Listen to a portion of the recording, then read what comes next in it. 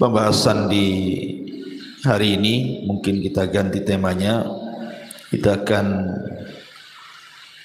membahas seputar ahdath ba'dal maut, peristiwa-peristiwa, kejadian-kejadian setelah kematian. Ma'asyiral muslimat yang dimuliakan Allah Subhanahu wa taala, salah satu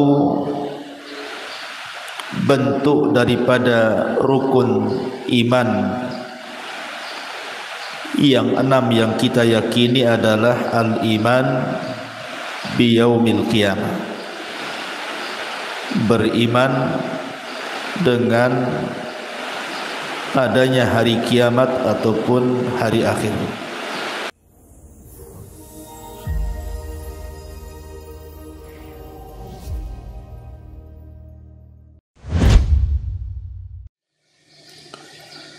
Bismillahirrahmanirrahim. Assalamualaikum warahmatullahi wabarakatuh. Alhamdulillah wassalatu wassalamu ala Rasulillah wa ala alihi wa sahbihi wa mawalah wa la hawla wa la quwwata illa billahi wa ba'du. Alhamdulillah, di pagi menjelang siang ini kita bisa duduk untuk bertalabul ilmi walaupun di luar diguyur hujan, tapi tidak mematahkan semangat kita untuk bertalabul ilmi. Dan semoga hujan yang mengguyur kita hampir beberapa hari ini menjadi rahmat yang Allah turunkan kepada kita. Salawat dan juga iringan salam kita hadiahkan kepada Rasul kita Nabi besar Muhammad sallallahu alaihi wa ala alihi wasallam. Pembahasan di pagi menjelang siang ini biasa kita mengkaji kitab Tauhid, maka pembahasan di hari ini mungkin kita ganti temanya. Kita akan membahas seputar ahdath ba'dal maut, peristiwa-peristiwa, kejadian-kejadian setelah kematian. Ma'asyiral muslimat yang dimuliakan Allah Subhanahu wa taala, salah satu bentuk daripada rukun iman yang 6 yang kita yakini adalah al-iman biyaumil qiyamah, beriman dengan adanya hari kiamat ataupun hari akhir. Dan para ulama ketika membahas tentang rukun-rukun yaumul qiyamah, hari kiamat, mereka membagi menjadi 5 rukun yang wajib diimani setiap muslim dan muslimah. Apa saja itu? Pertama, meyakini dengan adanya kematian, bahwa setiap manusia itu pasti akan mengalami kematian. Yang kedua, bicara tentang kehidupan setelah kematian. Maksudnya bicara tentang alam barzakh, alam kubur, bahwa setiap manusia akan melewati alam kubur. Yang ketiga, bicara tentang al-ba'tsu wan nusyur, tentang kebangkitan dan dikumpulkannya manusia. di mana semua manusia pasti dibangkitkan dan semua manusia pasti dikumpulkan. Kemudian yang keempat, bicara tentang hisab, bicara tentang proses hisab dengan berbagai macam peristiwanya. Setiap manusia pasti ada hisabnya, baik bicara tentang timbangan, bicara tentang suhu dan lain sebagainya. Itu akan dilalui setiap manusia setelah dibangkitkan. Dan yang terakhir tentunya bicara tentang al-jaza, balasan. Bahwa setiap manusia akan dibalas oleh Allah Subhanahu wa taala, imma dukhulul jannah, masuk ke dalam surga, wa imma dukhul ila nar, masuk ke dalam neraka. Inilah 5 pembahasan yang kita akan bahas pada pertemuan kali ini. Ma'asyiral muslimat yang dimuliakan Allah Subhanahu wa taala. Pertama bicara soal kematian. Di dalam Al-Qur'an Allah Subhanahu wa taala mengatakan kullu nafsin dha'iqatul maut. Setiap jiwa pasti mengalami kematian. Para ulama mengatakan ketika bicara soal kematian bahwa kematian itu sesuatu yang merupakan kepastian. Yang kedua, kematian itu datangnya tanpa pemberitahuan. Dan yang ketiga, kematian itu bukan akhir dari sebuah perjalanan. Ini 3 poin yang harus dipahami soal kematian. Pertama, kematian sebuah kepastian. Setiap manusia pasti mati. Tidak ada manusia yang hidup di zaman dulu masih hidup di zaman sekarang. Semua mengalami kematian. Sejak zaman Adam alaihi salatu wassalam, kemudian kaumnya Nuh, kaum Ad, kaum Samud, kaum Lut, kaum Ibrahim dan seluruh umat-umat sebelum Rasul, semua tinggal cerita. Semua mati. Apakah yang baiknya atau yang jahatnya, semua mati. Bahkan orang-orang mulianya sekalipun para nabi dan rasul, semua mati.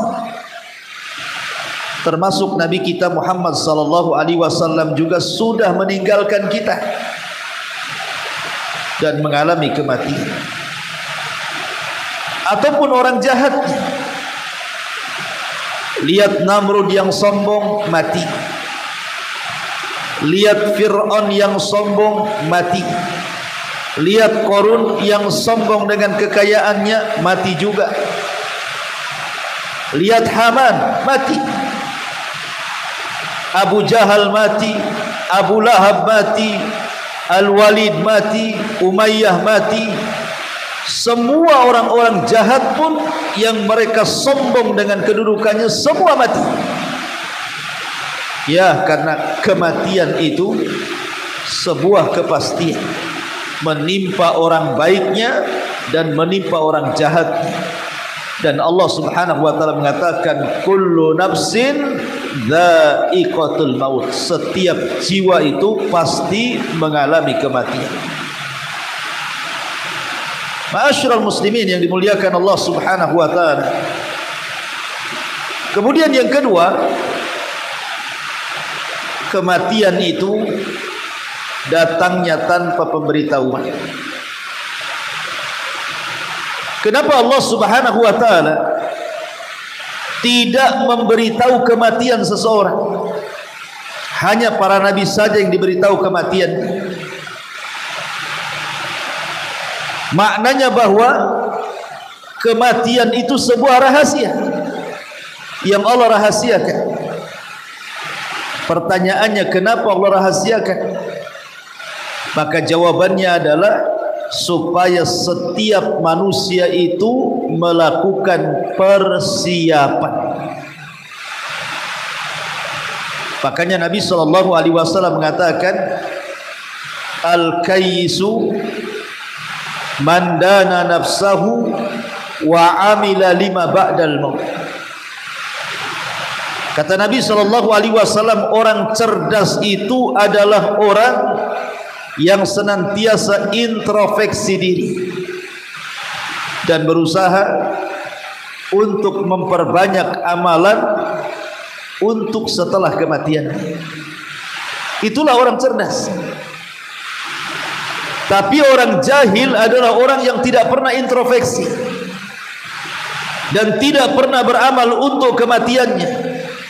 Disangkanya setelah kematiannya selesai begitu saja, tidak ada pertanggungjawaban. Makanya kenapa kematian itu dirahasiakan?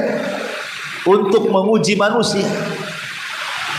Apakah manusia itu mau persiapan untuk setelah kematiannya, ataukah justru manusia itu hidupnya berleha-leha, tidak peduli bahwa ada peristiwa setelah kematian. Jadi kematian itu rahasia Allah Subhanahu wa ta'ala. Jadi kematian merupakan sebuah kepastian, dan kematian juga datangnya tanpa pemberitahuan. Di dalam Al-Quran Allah Subhanahu wa ta'ala mengatakan, wa tazawwadu fa inna khaira zadi taqwa. Berbekalah kalian, karena tidak ada bekal terbaik di dunia ini melebihi takwa kepada Allah Subhanahu wa ta'ala.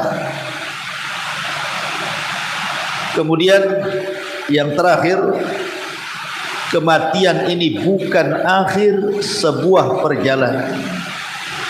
Ingat, kematian ini bukan akhir sebuah perjalanan.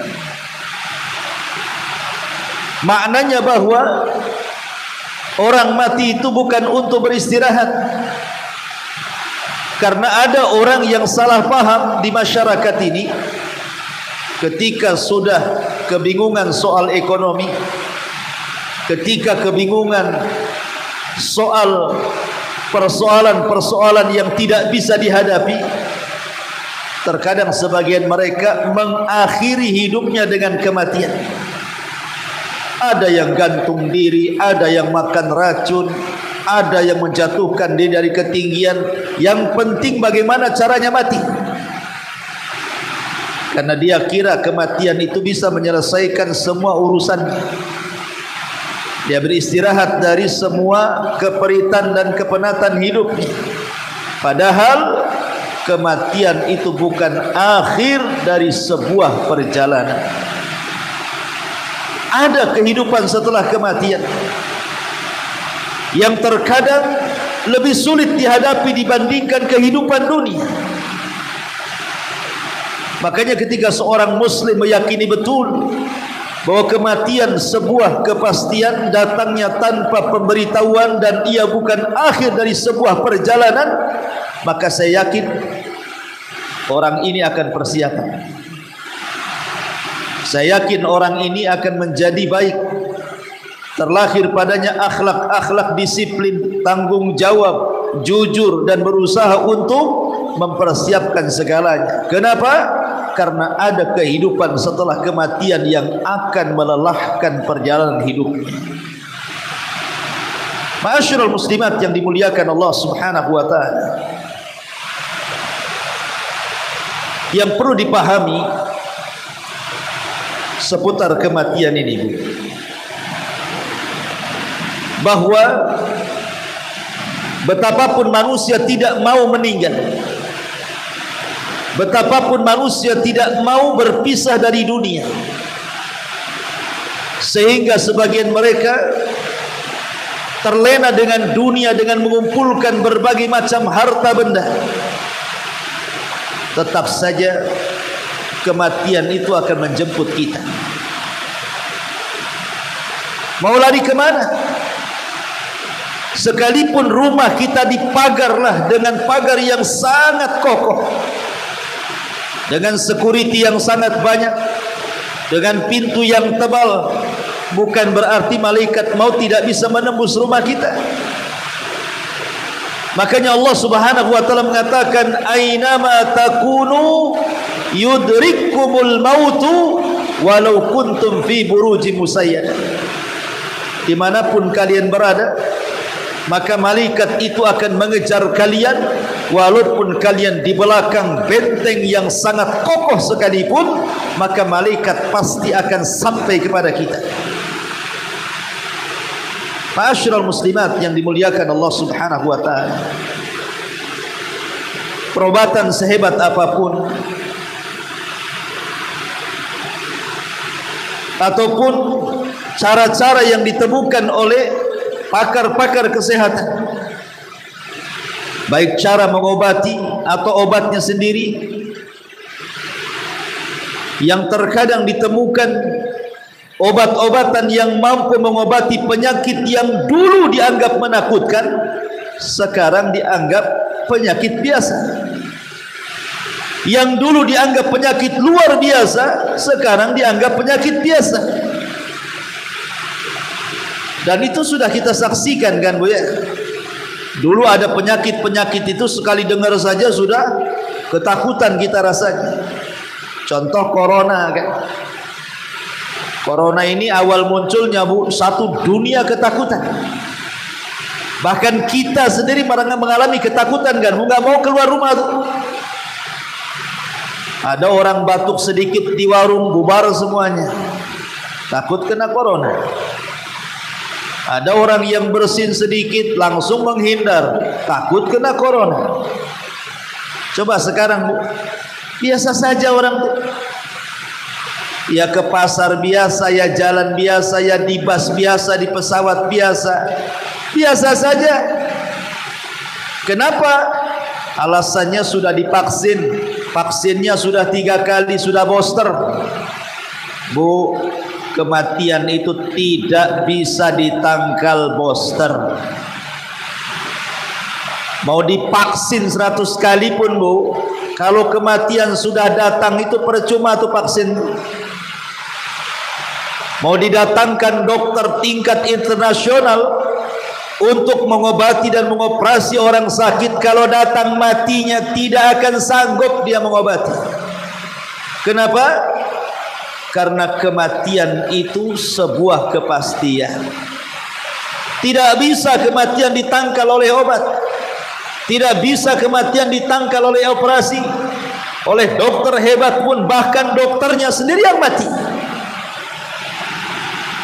Saya itu punya kawan Bu, seorang dokter. Wah, kalau cerita kesehatan nomor 1 tuh. Masih muda, usianya 30 tahun ke atas saja, belum 40 tahun Bu. Terakhir sampailah ke telinga saya Bu, kabar inna lillahi wa inna ilaihi raji'un. Mati duluan, dokternya mati duluan. Padahal belum 40 tahun usianya, tiap hari dia mengobati orang. Karena kematian itu tidak pandang bulu.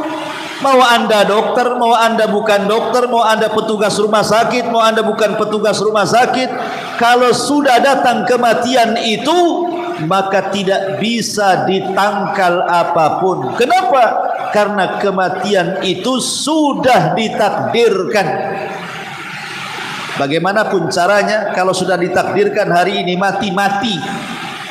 Tidak ada yang bisa menghalang-halangi. Makanya kenapa Allah Subhanahu wa taala mengatakan di dalam Al-Qur'anul Karim, bagaimana Allah Subhanahu wa taala menjelaskan bahwa kematian itu tidak akan mungkin ditangkal oleh apapun. Allah mengatakan hatta idza balagatit taraq wa qila man raq. hatta idza balagatit tarak wa qila man ra. Ketika nyawa sudah di kerongkongan, kata Allah, ketika nyawa sudah sampai di kerongkongan di leher orang tersebut, maka Allah mengatakan wa qila man ra. Siapa yang bisa meruqyah dia? Siapalah yang bisa mengembalikan ruh ke dalam jasadnya? Tidak akan bisa. Kalau sudah nyawa di kerongkongan itu, dia akan mati karena sudah dekat ajalnya. Makanya kenapa Nabi SAW mengatakan innallaha yaqbalu taubata 'abdin ma lam yughargir. Allah itu masih menerima taubatnya seorang hamba sebelum nyawa ada di tenggorokan. Karena biasanya kalau nyawa sudah di tenggorokan itu sudah tidak bisa diselamatkan. Makanya taubatnya ditolak. Kalau memang orang yang nyawanya di tenggorokan itu bisa diselamatkan, tentu taubatnya masih diterima. Tapi Rasul mengatakan Allah tolak taubatnya orang yang nyawanya di tenggorokan itu. Kenapa? Karena jarang yang selamat.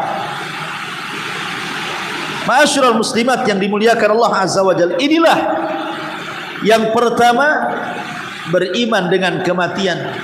Dan kematian itu adalah kiamat kecil yang jelas dan pasti terjadi. Kata Nabi SAW, idza mata ahadukum qamat qiyamatuh. Kalau seandainya salah seorang di antara kalian mati, maka telah tegaklah kiamat kepadanya. Ma'asyiral muslimat yang dimuliakan Allah Subhanahu wa taala. Ini yang pertama. Yang kedua, bahwa setiap manusia pasti melewati apa yang disebut dengan alam barzah. Barzah itu artinya benteng, dinding pemisah alam kita dengan alam kubur. Itu disebut barzah namanya. Bicara tentang alam barzah, ada hadis yang panjang sekali, Bu. Hadis dari Bara ibn Azib radhiyallahu anhu. Hadis Bara ibn Azib radhiyallahu anhu. Bara bin Azib ini bercerita, jadi ketika Nabi SAW sedang menguburkan salah seorang sahabat Rasul, itu lubang galian belum selesai. Akhirnya kemudian Nabi SAW duduk bersama para sahabat bicara soal kematian seorang mukmin dan kematian orang kafir.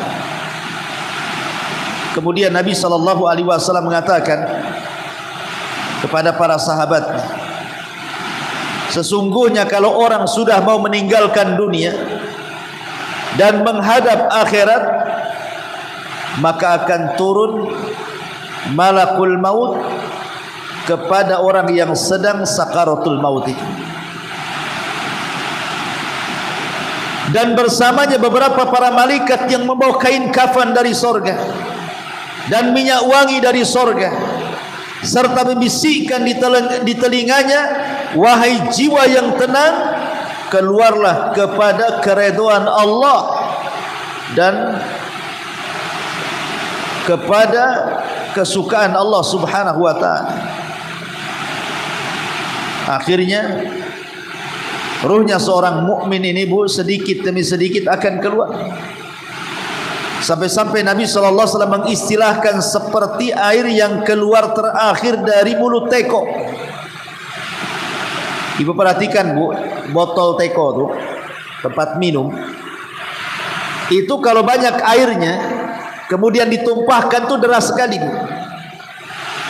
Tapi kalau seandainya air dalam teko itu tinggal satu tetes, kemudian dituangkan, pasti yang satu tetes itu akan mengalir dengan lembut dari dalam teko sedikit demi sedikit, pelan-pelan, kemudian masuk ke mulut teko, kemudian akan keluar menetes, dan itulah tetesan terakhir air dalam teko.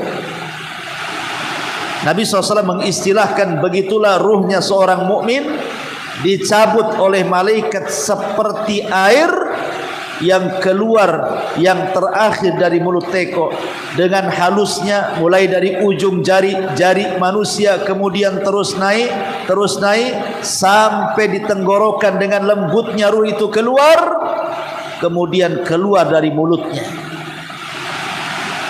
Ketika malakul maut mencabut ruhnya seorang mukmin dari mulutnya, maka ruh itu diletakkan di kain kafan dari sorga dengan penuh wewangian yang harumnya luar biasa sampai membumbung ke langit, sehingga malaikat yang di langit bertanya-tanya, itu ruhnya siapa itu? Maka malaikat penghantar ruhnya seorang mukmin mengatakan, itu ruhnya fulan ibn fulan, disebut namanya terbaik. Kemudian diangkat ke langit, maka pintu langit pertama dibuka, pintu langit kedua dibuka, pintu langit ketiga dibuka, sampai langit ketujuh. Kemudian dihadapkan kepada Allah Subhanahu wa ta'ala, dan Allah pun katakan, kembalikan rohnya ke dalam jasadnya dan angkatkan, naikkan catatannya di tempat yang paling tinggi fil iliyyin.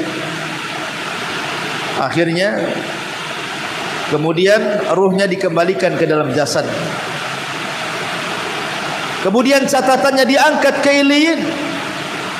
Ketika ruh itu masuk ke dalam jasad, dia masih mendengar suara terompah orang yang menghantarkannya. Sampai sayup-sayup tak terdengar ketika para penghantar itu sudah tidak ada lagi suaranya, artinya sudah meninggalkannya. Datanglah dua malaikat yang disebut Munkar dan Nakir, bertanya, man rabbuk, siapa Rabbu, wa ma nabiyuk, siapa nabimu, wa ma dinuk, apa agamamu. Karena dia orang yang beriman, maka dia sanggup menjawab dan mengatakan, Allah Rabbu, Muhammad nabiku, Islam agamaku. Maka Allah katakan, yutsabbitullahu alladhina amanu bil qauli tsabit. Orang-orang yang beriman akan mantap jawabannya.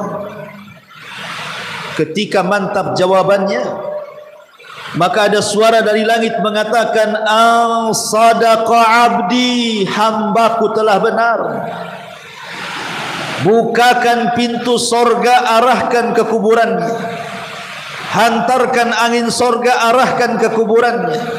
Hantarkan pakaian dari sorga, hantarkan ke kuburannya. Hantarkan makanan, minuman dari sorga, hantarkan ke kuburannya. Sehingga kuburan menjadi sorga kecil bagi dia. Dan itulah yang disebut dengan nikmat kubur. Orang ini akan mendapatkan nikmat yang luar biasa dalam kuburan. Kemudian tiba-tiba datang orang yang entah berantah dari mana. Orang yang datang ini sangat cantik, sangat ganteng, sangat tampan, sangat mengasihkan dan mengenakkan. Kemudian duduk di samping orang yang mendapatkan nikmat kubur itu. Kemudian diajak ngobrol. Entah berapa ratus tahunlah diajak ngobrol itu. Karena kiamat itu kan lama, tidak tahu kapan dibangkitkannya. Coba bayangkan, sejak ada orang yang mati di zaman Rasul sampai hari ini sudah 14 abad tidak dikiamat-kiamatkan. Artinya orang itu sudah lama di kuburan. Macam mana orang yang mati di zaman Nabi Nuh? Berapa ratus ribu tahun dia di kuburan tuh. Atau yang di zaman Nabi Adam meninggal sampai hari ini, kita tidak tahu berapa lama mereka hidup di kuburan tuh. Tapi Allah Subhanahu wa ta'ala berikan kesenangan kepada orang-orang yang beriman. Dihantarkanlah orang baik itu, diajak ngobrol, seolah-olah dia baru sebentar di kuburan. Tiba-tiba orang baik memberitahu, fulan, Israfil sudah mau meniupkan sangkakalanya. Maknanya kiamat sudah dekat. Karena dia orang yang beriman, yang ketika di dunia menginvestasikan seluruh kekayaannya untuk membangun istana di sorga. Dia gunakan amal solehnya untuk membangun taman-taman di sorga. Ketika mendengar bahwa kiamat akan dibangkitkan, dia pun mengatakan kepada orang ini, kamu ini siapa? Baik sekali. Maka orang ini mengatakan, ana amaluka saleh, sayalah amal solehmu, sayalah solatmu, sayalah zakatmu, sayalah silaturahimmu, sayalah baca Quranmu, sayalah zikirmu, sayalah silaturahimmu, dan begitu seterusnya. Kemudian dia pun berteriak, ya Rabb aqimis sa'ah, ya Rabb, ya Rabb tegakkan kiamat, ya Rabb tegakkan kiamat, supaya aku bisa kembali ke rumahku, menemui keluargaku. Maka orang ini orang yang paling bahagia, orang yang paling bahagia, karena dia sudah dijanjikan surga yang luasnya selangit dan sebumi. Makanya dia mengatakan, ya Rabb bangkitkan kiamat supaya aku cepat pulang ke rumahku. Ini kalau ruhnya seorang mukmin. Tapi kalau ruhnya orang kafir, maka Nabi SAW mengatakan ruhnya orang kafir itu sangat bahaya ketika dicabut. Sampai-sampai kata Nabi SAW, ibu tahu safun itu pisau yang berbentuk cerulit bengkok. Ketika malakul maut ini mencabut nyawa orang yang fasik, yang kafir, yang munafik itu, maka ibarat pisau itu dimasukkan ke kambing wol yang lebat yang belum dicukur, kemudian disiram air sehingga bulu-bulunya menempel di pisau itu. Sambil berteriak-teriak malakul maut mengatakan, wahai ruh yang jahat, wahai ruh yang jelek, keluarlah engkau kepada kemurkaan dan kemarahan Allah Subhanahu wa ta'ala. Maka ruh itu kemudian dicabut dengan paksa seperti pisau cerulit yang dibenamkan di bulu-bulu kambing wol yang belum dicukur, kemudian disiram. Saat ditarik rontok semua tulang dan persendiannya. Dia pun akan merasakan sakit yang tidak ada yang tahu rasa sakitnya kecuali Allah Subhanahu wa ta'ala. Kemudian malaikat yang lain sudah menyiapkan kain kafan dari neraka dengan bau busuk yang luar biasa. Diletakkanlah kemudian ruh yang jahat, yang jelek itu dari kain kafan dari neraka. Kemudian bau busuknya membumbung ke langit. Tidak ada satupun malaikat kecuali mencelanya. Tidak ada satupun malaikat kecuali melaknatnya. Busuk sekali ini ruhnya siapa? Akhirnya kemudian ruh itu diangkat oleh malaikat. Tetapi di langit pertama pun, pintu langit pertama tidak dibuka. La tufattahu lahum abwabus sama. Allah tidak membukakan pintu-pintu langit bagi mereka. Mereka tidak bisa naik ke langit, tidak bisa berjumpa dengan Allah, karena ini ruhnya orang kafir, orang munafik, orang fasik. Allah tidak mau menemuinya, sehingga pintu langit pun ditutup rapat-rapat, tidak diizinkan naik ke langit. Akhirnya kemudian Allah Subhanahu wa ta'ala hanya mengatakan, kembalikan ruhnya ke dalam jasadnya, hantarkan catatannya kemana? Ke tempat yang paling rendah di bumi, di sebuah tempat namanya Sijjin. Sijjin itu lebih dalam dibandingkan bumi, melewati lapisan terakhir bumi, itulah Sijjin. Lah itulah catatan-catatan orang kafir munafik diletakkan di situ. Kemudian kata Allah, kembalikan ruhnya ke dalam jasad. Malaikat ini tiba-tiba melempar ruhnya begitu saja. Bayangkan kalau seandainya ibu jatuh dari ketinggian 15-20 meter saja, kemudian jeduk ke tembok, apa enggak sakit semua tuh? Itulah ruh yang dijatuhkan dari langit, ketika kembali ke bumi menyatu dengan jasadnya itu sama dengan orang yang jatuh dari ketinggian bermeter-meter tuh. Apa enggak remek semua badannya tuh? Apa enggak patah semua tulangnya? Apa enggak copot semua persendiannya? Maka dia pun mencerit-cerit di kuburannya karena kesakitan, seolah-olah jatuh dari ketinggian belum selesai dia merasakan sakit dari jatuhnya, tiba-tiba Munkar dan Nakir datang dan mengatakan, man rabbuka, siapa Rabbmu, wa man nabiyuka, siapa nabimu, wa madinuka, apa agamamu. Karena dia orang kafir munafik, mana bisa jawab. Pertanyaan ini tidak bisa dijawab karena hafalan. Walaupun di dunia sudah hafal, di akhirat belum tentu hafal. Ketika ditanya man rabbuk, siapa Rabbu, dia mengatakan la adri.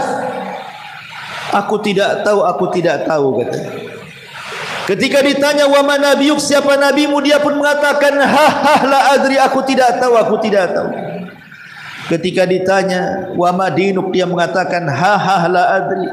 Aqulu kama qalan nas wa fa'altu kama fa'alan nas.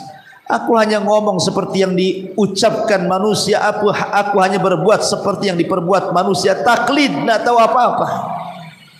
Maka dia pun akan dipukul dengan sebuah gada yang sangat besar, yang kalau seandainya gada itu dipukulkan di gunung Uhud, hancur tuh berantakan gunung Uhud itu. Macam mana kalau palu itu letakkan di kepala kita? Maka ketika itu Allah mengatakan, angkadzaba abdi, hambaku telah berdusta. Sempitkan kuburannya kepadanya, hantarkan ular, kalajengking dan berbagai macam hewan buas ke dalam kuburannya, siksa dia. Subhanallah. Maka ketika itu Allah mengatakan, bukakan pintu neraka, hembuskan panas neraka ke dalam kuburannya, hantarkan azab-azab neraka ke dalam kuburannya, hantarkan keperitan, ketakutan neraka ke dalam kuburannya. Maka ketika itu dia mengalami ketakutan yang hebat. Itulah yang disebut dengan azab kubur namanya. Dari sini kita tahu bahwa dari hadis Bara' bin Azib radhiyallahu an, ada 3 peristiwa penting di alam barzakh. Pertama, su'alul malaikah, pertanyaan malaikat Munkar dan Nakir yang disebut dengan fitnah kubur. Yang kedua, orang yang lepas dari fitnah kubur mendapatkan nikmat sorga, itulah disebut dengan nikmat kubur. Yang ketiga, orang yang tidak lepas daripada pertanyaan itu, dia tidak bisa menjawab, kemudian disiksa, akhirnya dia merasakan siksaan yang luar biasa, itulah disebut dengan azab kubur. Tapi di sana ada peristiwa yang keempat yang disebut dhaghtatul qabri. Apa dhaghtatul qabri itu? Himpitan tanah kubur yang akan meretakkan tulang dan persendian manusia, siapapun yang dihimpit tanah kubur itu. Tapi ini hanya berlaku kepada orang-orang kafir, munafik dan fasik saja. Orang-orang yang beriman dihimpit tetapi tidak merasakan apapun, seolah-olah dia sedang dipeluk oleh ibunya. Tetapi itulah proses yang akan dialami setiap manusia dalam kuburan. Himpitan kubur, fitnah kubur, azab kubur, ataupun nikmat kubur. Ma'asyiral muslimin yang dimuliakan Allah subhanahu wa ta'ala, ketika kemudian orang ini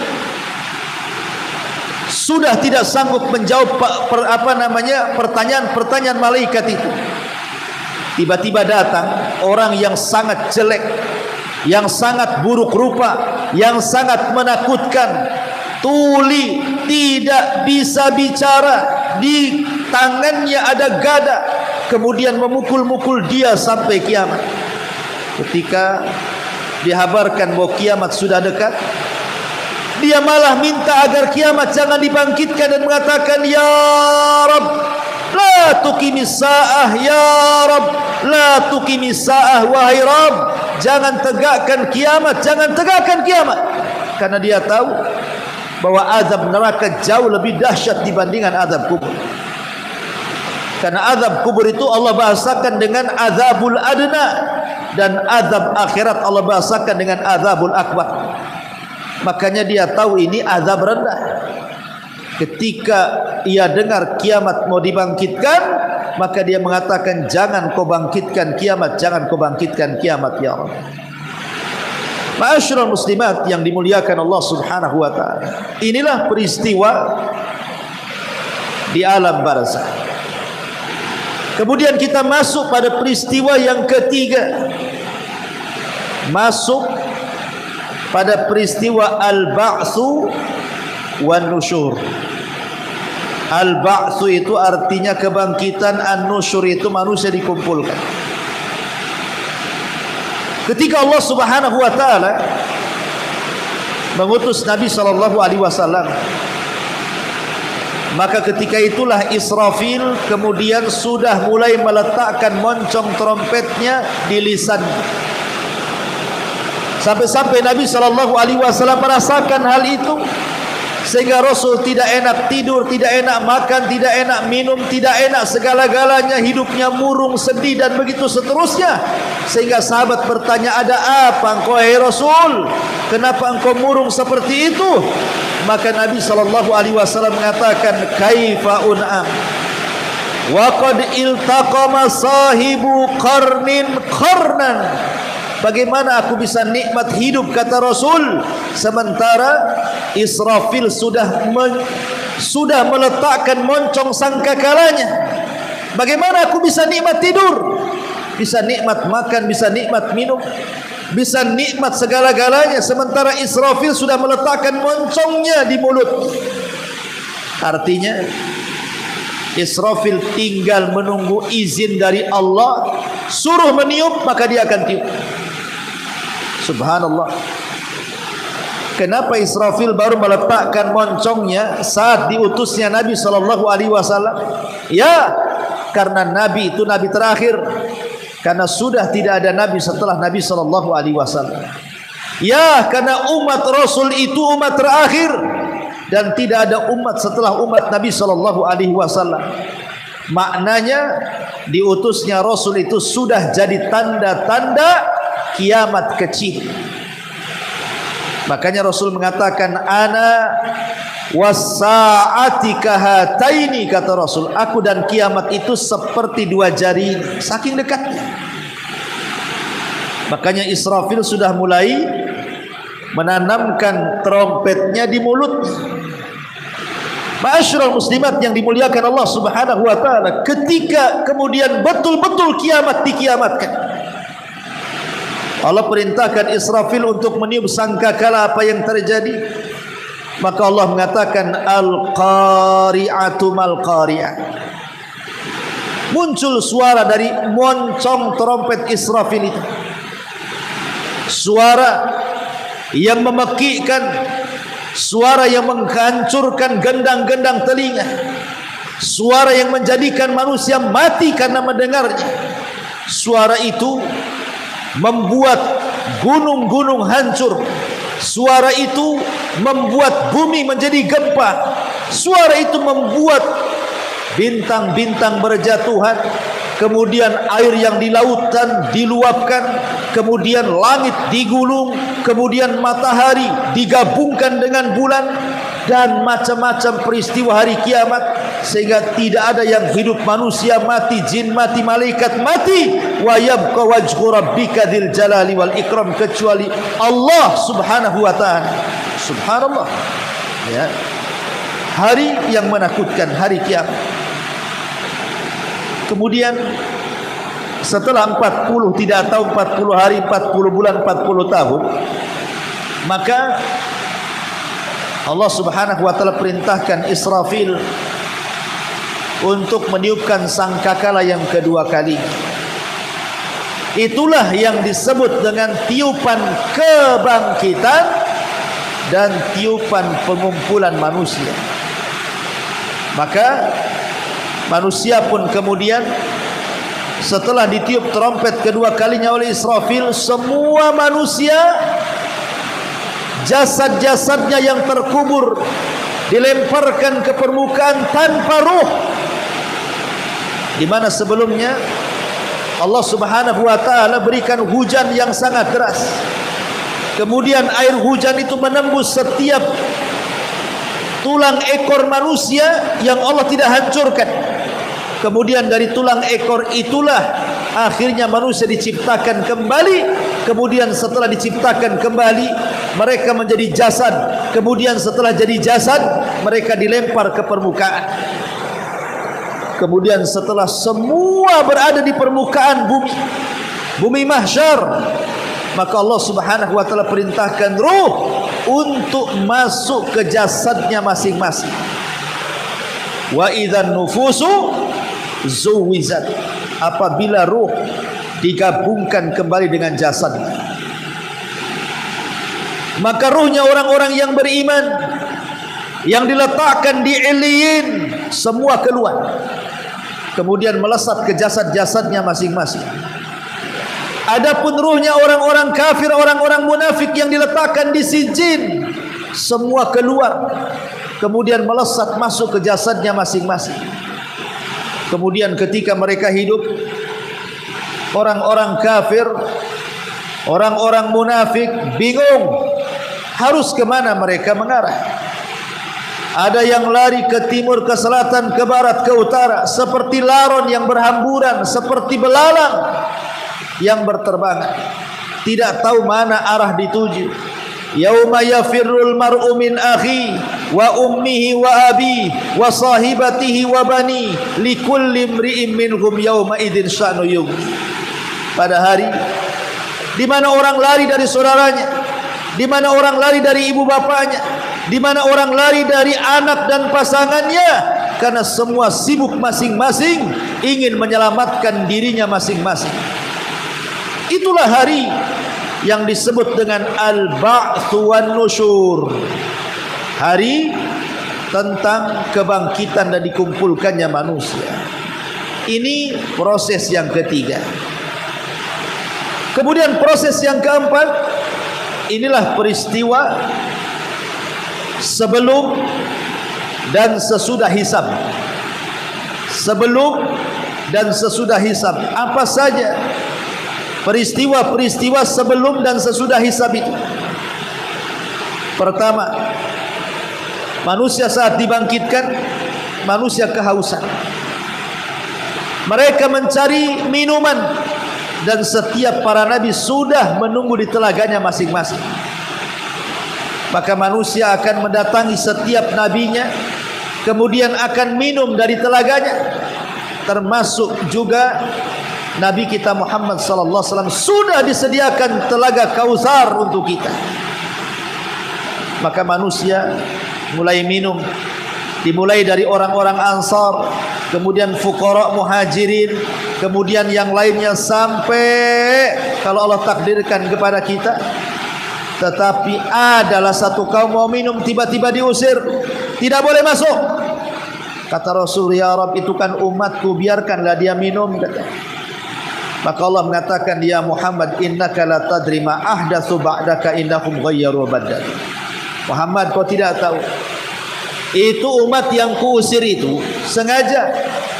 Itu bukan umatmu lagi. Sepeninggalmu mereka sudah merubah-rubah agamanya, merubah-rubah sunnahmu. Biarkan mereka diusir. Terusirlah orang-orang ini, tidak minum.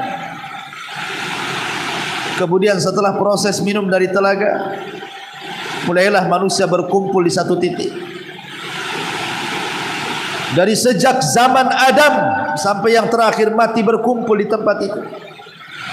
Kemudian mereka pun lama berdiri di situ, entah berantah berapa hari, berapa bulan, berapa tahun mereka berdiri di situ. Akhirnya mereka jenuh dan capek.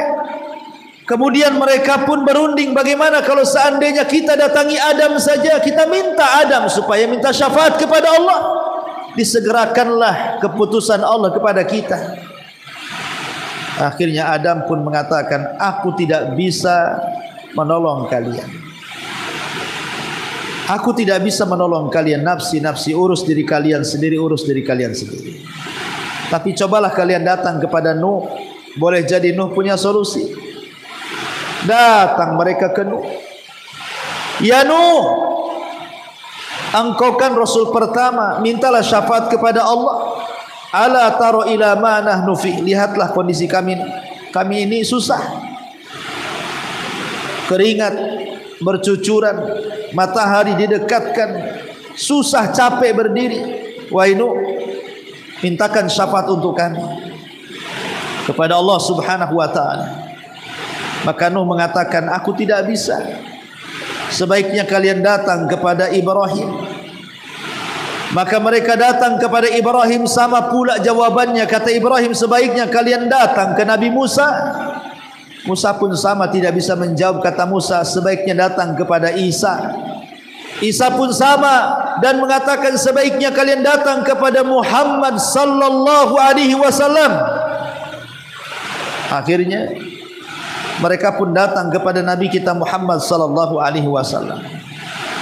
Maka Rasul mulai menghadap Allah dengan sujud yang lama di bawah arasy. Sampai akhirnya entah berapa lama Rasul sujud. Akhirnya Allah datang menemui Rasul dan mengatakan, irfa ra'saka ya Muhammad, sal tu'taqul tusma, ishfa tushaffa. Muhammad, angkatlah kepalamu. Kau bicara, aku dengar. Kau minta, aku beri. Kau minta syafaat, aku beri kau syafaat. Dari situ Nabi SAW satu-satunya Nabi yang akan memberikan syafaatul uzma yang tidak diberikan kepada nabi-nabi yang lain. Setelah proses syafaat, maka manusia akan dikumpulkan di satu tempat yang disebut dengan ardul a'mal. Akan ditampakkan amalan dia. Amalannya akan ditampakkan. Setelah amalannya ditampakkan, sampai-sampai ada orang yang membawa 99 catatan. Kemudian Allah mengatakan, bentangkan catatanmu. Maka satu catatan dibentang, rupanya sejauh mata memandang. Isinya kesalahan dia semua. Tidak ada kebaikan satupun dalam catatannya itu. Sementara catatannya sejauh mata memandang pula. Akhirnya ketika Allah mengatakan, halaka min hasanah, apakah engkau punya kebaikan? Dia mengatakan, ya Rabb, kalaupun aku punya kebaikan, buat apalah dengan keburukan yang banyak ini, katanya. Sudah down dulu, sudah kalah mental dulu. Kenapa? Karena semua catatannya buruk, semua gak ada yang baik. Itu disebut ardul a'mal. Baru setelah itu proses hisab. Di mana proses hisab ini menjadi khilaf para ulama tentang 3 perkara: hisab, timbangan, pembagian catatan. Mana yang lebih dulu? Ulama berselisih pendapat. Apakah hisab dulu, kemudian pengambilan catatan, kemudian timbangan, ataukah timbangan dulu, kemudian hisab, kemudian mengambil catatan, ataukah mengambil catatan dulu, kemudian hisab, kemudian timbangan? Wallahu a'lam. Antara 3 perkara ini bisa dibolak-balik, menjadi khilaf para ulama mana yang lebih dahulu. Tapi yang jelas bahwa ini akan terjadi proses hisab. Dan hisab ada 2, ada hisab yang mudah, ada hisab yang sulit. Kemudian juga pengambilan catatan, ada yang dengan tangan kanannya, dengan tangan kirinya, dan dengan tangan kiri balik punggung. Yang ketiga, orang yang melintasi titian siratal mustaqim, ada yang selamat, ada yang tidak. Timbangan, ada yang berat timbangannya, ada yang ringan timbangan. Pokoknya 3 perkara ini pasti dilalui manusia. Baru setelah selesai itu terjadi apa? Terjadi qisas sebelum titian siratal mustaqim. Qisasnya orang kafir dengan orang kafir, atau orang kafir kepada orang Islam, atau orang Islam kepada orang kafir, atau manusia kepada binatang, atau binatang kepada manusia. Maka itu qisasnya sebelum titian siratal mustaqim. Baru setelah itu dibentangkan titian siratal mustaqim. Ada yang berhasil melewati, ada yang tidak. Ada yang jatuh, ada yang tidak. Sampai-sampai dijelaskan, ada yang seperti kilat, ada yang seperti kuda balap, ada yang seperti lari kencang, dan begitu seterusnya. Tapi ada yang merangkak kemudian tiba-tiba jatuh dan tidak pernah bisa diselamatkan. Ini titian mengkhawatirkan dan menakutkan sekali. Dan orang-orang apabila berhasil meniti itu, belum tentu mereka sudah selamat dan masuk ke dalam surga. Kenapa? Karena ada kisos kedua kalinya. Di mana? Di Qantharah, ujung daripada titian Siratal Mustaqim. Di Qantharah inilah terjadi kisos antar orang-orang yang beriman. Kalau dulu di dunia orang yang zalim dan orang yang dizalimi terkadang tidak ketemu, maka di Qantharah ini akan dipertemukan orang yang zalim dan yang dizalimi. Kemudian saling tukar pahala, saling tukar dosa, naudzubillah. Ya, supaya ada keadilan. Orang-orang yang ketika di dunia tidak mendapatkan keadilan karena orang yang menzalimi tidak diazab, maka disinilah terjadi keadilan.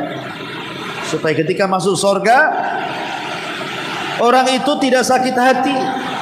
Karena ketika masuk surga itu orang dibuat satu hati, tidak ada dendam. Allah cabut wa naza'na min ghillin ikhwana. Allah cabut rasa dengki di surga sehingga mereka saling bersaudara. Tidak pernah mengingat lagi antara zalim dan yang dizalimi. Baru setelah itu maka manusia digiring ke pintu-pintu surga. Manusia digiring ke pintu-pintu surga. Kemudian di depan pintu surga tidak bisa pula masuk ke dalam surga karena pintunya dikunci, pintunya tertutup, tidak ada yang bisa membuka. Subhanallah.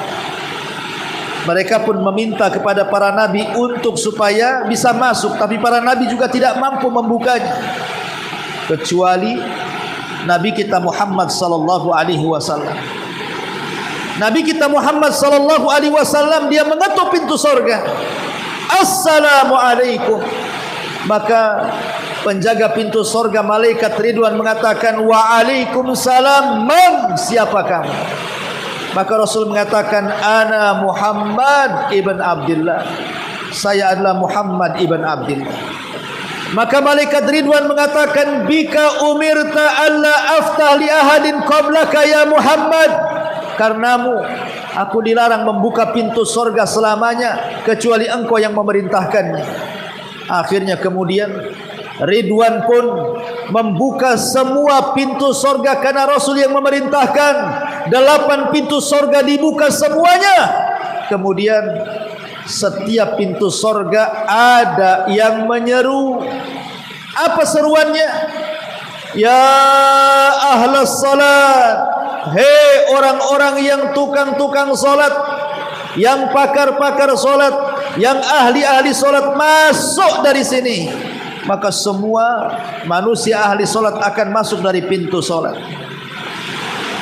Kemudian dari pintu lain ada yang berteriak, ahla sadaqah, orang-orang yang rajin sedekah, orang yang tidak pernah bakhil, orang yang suka infak dan orang yang suka sedekah, kalian masuk dari pintu sebelah sini. Ini loh pintu sedekah.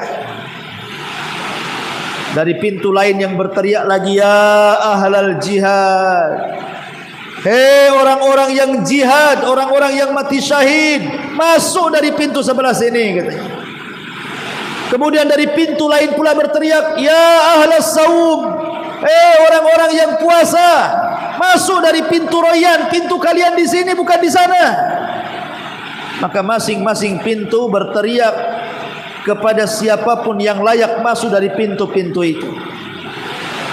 Adakah manusia masuk dari 8 pintu? Ya, ada, seperti Abu Bakar Siddiq radhiyallahu anhu. Dia bisa masuk dari pintu manapun. Sebagaimana Rasul ketika ditanya Rasul, kata Abu Bakar, mungkinkah orang masuk dari 8 pintu? Kata Rasul, mungkin, dan saya harap dirimu wahai Abu Bakar. Subhanallah. Maka orang pun masuk ke dalam surga. Pertama kali mereka masuk ke dalam surga, mereka makan dari hati ikan paus, kemudian minum dari air jahe, wedang jahe bahasa kitanya. Tapi jahe surga kan beda dengan wedang jahe di sini ya. Habis itu kemudian mereka mandi. Setelah dimandikan dipakaikan 7 lapis kain sutra yang berbagai macam keindahannya. Kemudian mereka pun berjalan menuju rumahnya masing-masing dan istananya tanpa dihantar, karena mereka lebih tahu rumahnya di sorga dibandingkan rumahnya di dunia.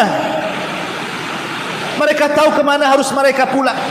Mereka lebih hafal sorganya dibandingkan rumahnya sendiri di dunia. Bayangkan, subhanallah. Ketika mereka masuk ke dalam istananya yang terbuat dari emas, dibentangkan padanya berbagai macam kenikmatan. Ada sungai dari madu, ada sungai dari susu, ada sungai dari khamr, ada sungai dari air bersih. Kemudian berbagai macam taman-tamannya. Ada satu pohon yang naungannya tidak bisa terpisah dengan 100 perjalanan kuda balap. Subhanallah. Mereka pun bisa memetik buah-buahan sesuka mereka. Bisa sambil berdiri, bisa sambil duduk, bisa sambil berbaring. Setiap kali dipetik buahnya ada lagi, tidak ada musimnya, terus berbuah. Qutufuha daniyah. Mereka pun dimudahkan untuk memetik buah-buah. Di situ ada dayang-dayang yang berusaha untuk berbuat baik kepada kita, melayani kita. Ada anak-anak kecil yang membawa gelas ke sana kemari dengan tekonya, dengan berbagai macam airnya. Mau minum apa saja, ada semuanya, tinggal dituangkan. Apa tidak nikmat itu? Subhanallah. Ma'asyiral muslimat yang dimuliakan Allah Subhanahu wa ta'ala. Mereka tidur disediakan dipan-dipan. Bagi laki-laki disediakan bidadari yang banyak.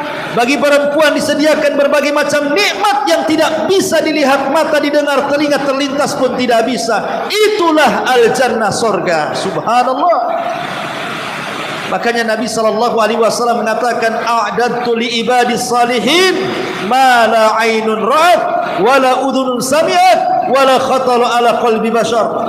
Maka kami sudah kesiapkan kenikmatan yang tidak bisa dilihat mata, didengar telinga, terlintas pun tidak bisa. Saking nikmatnya sorga yang Allah dan Rasulnya gambarkan kepada kita. Subhanallah. Inilah proses-proses yang disebut dengan al-iman biyaumil qiyamah. Beriman dengan kematian, beriman dengan proses kehidupan di alam kubur, beriman dengan kebangkitan dan pengumpulan manusia, peristiwa-peristiwa sebelum dan setelah hisab, kemudian diakhiri dengan al-jaza, balasan. Apakah layak masuk surga ataukah layak masuk neraka? Wallahu a'lam bishawab. Ini yang bisa sampaikan. Hujan makin lebat, entah terdengar atau tidak, mudah-mudahan terdengar. Dan kita juga berdoa kepada Allah Subhanahu wa ta'ala, mudah-mudahan hujan makin lebat ini tidak membawa adab bagi kita, tetapi membawa rahmat bagi kita, sehingga hujan ini betul-betul menyuburkan tanah di sekitar kita. Dan kalaupun sekiranya membahayakan, maka kita berdoa, Allahumma hawalaina wala alaina. Ya Allah, pindahkan hujan ini, jangan dijadikan azab, tapi dijadikan rahmat kepada kami. Kalau toh sudah membahayakan, kirim saja ke gunung-gunung, ke hutan-hutan, ke tempat-tempat tumbuhnya pohon, sebagaimana Nabi SAW menganjurkan doa seperti itu. Subhanakallahumma wa bihamdika asyhadu an la ilaha illa anta astaghfiruka wa atubu ilaik. Allahu ta'ala a'lam. Assalamualaikum warahmatullahi wabarakatuh.